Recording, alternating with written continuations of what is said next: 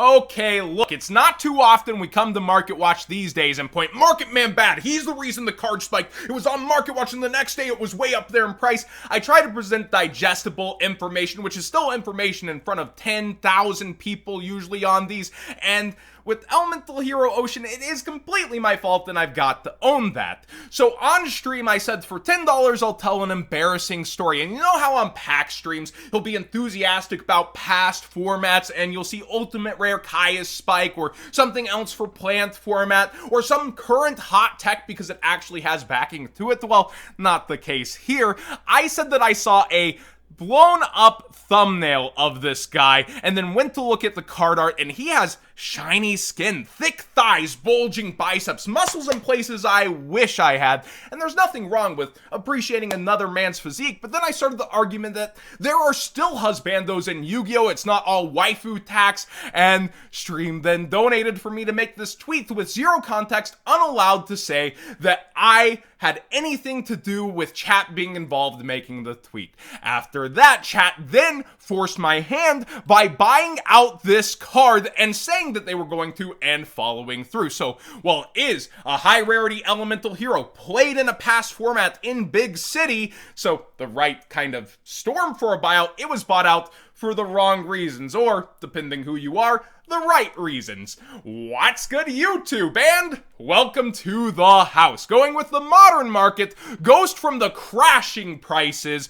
Dark Magician Girl is trying to hang on to 400 right now, Blue Eyes is dipping pretty hard, and the Ghost quality control is very much out of control. Rolling track marks on some of the card backs. We saw Shiggy's Blue Eyes that she pulled actually has like foil bubbling errors that are cooked into the Ghost Rare or something. Ruxin showing one of those foil shifts that are super common with the set, like just move on over card, insane shifts on a lot of these cards, and you see some of it up on the top too. So quality control on Ghost kind of out the window once again, it's seeming, and a lot of the prices are going down. So I do wonder what the people selling online are considering near mint when they're selling you these cards, and a lot of people will want to see them in person when buying. But yeah, lots of the Ghosts already hitting under $100 at this point. I know people who were ready to pay $250 on a Red Dragon Archery, and I told them, yo, hold off, I think this will be cheaper later, and it's even cheaper than I thought joining the Signer Dragons, but Blue Eyes Ultimate Dragon is where I thought he would be, second to lowest in the set with my boy Tamias. Aluber was down to like $20 earlier in the day, and multiple other cards have been going up in price versus initial listings though, and I don't know if that's day one buyouts or really the crashing wave of demand against initial listings, but it was down to 20 flat, it's back up to 21, 22, people will be listing also like deals through the day. You see one, not a playset here at 20 before it's 21, 22, a lot of people opening the set for different reasons, but we scroll through all of today's sales, which are a ton, and we can see earlier in the day that price point I am talking about was very prevalent before it started to go back up, and we're talking about, you know, a 10% price bump rate, but look at all these 1999s, 20 evens mixed in all the way through here, and they're going and then they're gone. But it's not just Aluber facing that, like there were 50 cent Hope Harbingers, and now that has a $2 market price. You can even see basically a 1 day dip on this card. It is crazy to watch this, and now it is quickly going up towards $2 after being $1.50 for a little bit, and other cards like Galaxy Soldier getting focused, Necro World Banshee, I do think it's very nice in here, but originally a structure deck card, so many people hyped for zombies keep getting new support. Check this out, like it's actually at $2.50 and this is up. You can see the quantity is way down versus what it was offered at earlier, and only 17 listings of Ashuda, period. It's getting crazy on certain cards. So do be aware, there are either targeted cards or just that much demand day one for certain things, but a lot of things, great deals, way past what I thought it would be. Heat Soul, down under $5. Borland, really at $3. The new cards in this set are very affordable, and that's because of the estimated value pulled top end of the ghost, with the sealed not quite going up yet. But when something is that good to open over and over and over, and people are buying what's inside to a degree, even if the prices are going down, think about this. Dark Magician Girl is in an average of 1 out of every 3 cases when the cases are pulling 3 ghosts on average. Yes, there's crazy 7 ghosts pulled in a case and 0 ghosts in a case, but the average seems to be about 3 per case. So seeing her in 1 out of every 3 cases, and then a Blue Eyes 1 out of every 3 cases, well, if you pre-ordered, that pays for like your whole case 1 out of 3. You're looking at the rest of the singles for estimated value pulled and bottoming out from that, and you still have some ways to go versus MSRP. Yet, I do think over time, with how much of a banger this set is, you'll probably start to see the sealed go up, but that question is when, especially being plagued by these quality controls people are facing. Ophidian has new playmat bundles up. Code What's Good 5 for 5% off and to support the channel directly. I really like some of their past format looks, since we were mentioning those earlier. We have Megalo versus Fire Fist, and I think that's a really cool past format to where, you know, the mermaids end up winning. This bundle also for just $40 for a 2-player playmat comes with 2 field centers. Reminds me of that old school comic style versions of how things were back in the day at comic shops for a lot of the arts on their field centers, and I do like that. But the thing that I like the most up right now is their Dark Magician versus Blue Eyes. Call me a boomer, I like old style cool things like that, but the tablet arts and how well done this art was, the classic reigns true, and you get 2 field centers with this also for just $40, and code What's Good 5 for 5% off and to support the channel directly makes it even cheaper, and those are metal field centers on top of it. Moving on, Ghost from the Past is causing other cards to go up besides what's inside the box. Emblem of the Plunder Patrol is spiking very hard as one of the only cards not reprinted for the Plunder engine, and people are after it in droves, noticing, well, I have everything for Plunder except that one.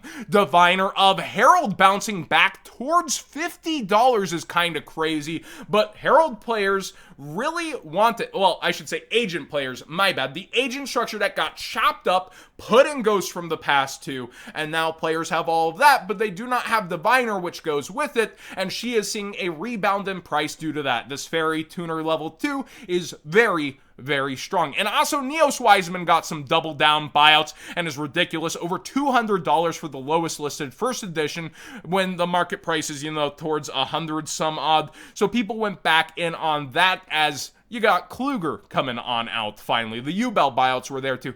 An interesting buyout, which we do have a new TCG exclusive that like summons 2 warriors from hands or something, is the Power or Phantom Darkness version of Armageddon Knight. Sorry, tried not to sneeze.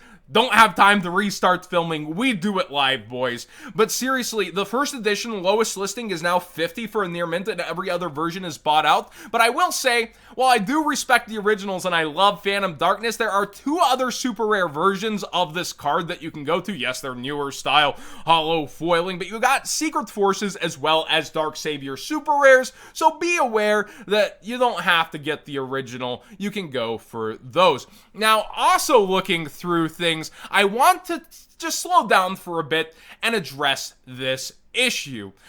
Another note to add on to what I was saying earlier with Master Duel being a gateway to the game is I see a lot of people not correlate Master Duel bringing a ton of newbies into the game, and I've noticed you guys in the comment section, and prices are terrible, really harsh to navigate for people that are into it, and people often go, well, you should have bought this card while it was cheaper. I've seen that so many times in my comment section towards people who are brand new to the physical TCG. So maybe slow back on your lecturing of what people should do at certain timings and let them learn the ropes instead of trying to tell them they should buy a card before they actually even started playing the game. You know, Maximum Gold is over a year old now. In fact, Eldorado's out. You have a new iteration of the Gold Series. It's been a while, and this card has gone up. They didn't necessarily have the time to learn what hand trap was good and go into the past and buy it, okay? So do be nice nice to the people coming in from Master Duel and be welcoming and try to help people understand the secondary market a little more. While there's generalizations, there's also like defiances to rules where like on pre-sale, sometimes everything can fall out depending on what the set is. With other sets, you want to be looking at 3 to 8 things. They could be spiking versus pre-sales because people chop up estimated value pulled. There's no like direct rules to the market, and that's why we're not a financial advisor channel. I don't know your guys' bankrolls, where you're at, or the future of how these cards can end up falling. We just have educated guessing. Time Lords have gone up, which I did call because Mishion takes half of life points and it's a gimmick card, but also Sandion going up here over time, both out of Battles of Legend, Relentless Revenge. The next highest Time Lord is this vanilla dude over here from Tournament Pack 8. Not really a Time Lord, but he still is. Dark Beckoning Beast, as well as Opening of the Spirit Gates, are getting looked at with Splight in the OCG for being level 2 extra normal summon engine that can also help make number 65 Jin Buster. And I would say, look at these holographics. This engine gets mentioned so much for being almost there, for making curious, for doing all these cool things. And the fact this engine keeps coming up, I think these are pretty great penny stonks to have using that TCG player link in the description down below, costing you nothing extra to support the channel directly for the cards you'd already be buying. When it comes to these two, I like the holographics out of the Megatens. They're very plentiful right now, and this engine keeps getting mentioned, but not quite making it to competitive, regionals, all that. But engines like that often find their way into that meta game later. And then for a little DZ market to watch, he mentioned on his stream the reason he still had his 3 Brilliant Fusions. He was like, I don't collect. I was like, but you got 3 ulti Brilliant Fusions, is that they spiked so far down in price after being banned, there was just no point in selling them. Well, they are really far back up in price, and instead of dipping back down as you'll often see with that curve, banless cards tend to defy gravity. It has only trailed up and is lowest around $65 right now. So DZ, you have a little rebate if you want to, or you can hope BM that it's coming off the list with that new Gem Knight support with everybody else. That being said, thanks for watching today's Market Watch. Please subscribe if you haven't already. Give this video a thumbs up if you enjoyed the conversation, and I might be a little late in having to do this all in the one take this way instead of starting over and that stuff. Thanks to watching Distant Coder's stream. It was really fun to watch Simo engage on Deal or No Deal, and I look forward to that video as well. I'd be out there watching people too while doing this myself.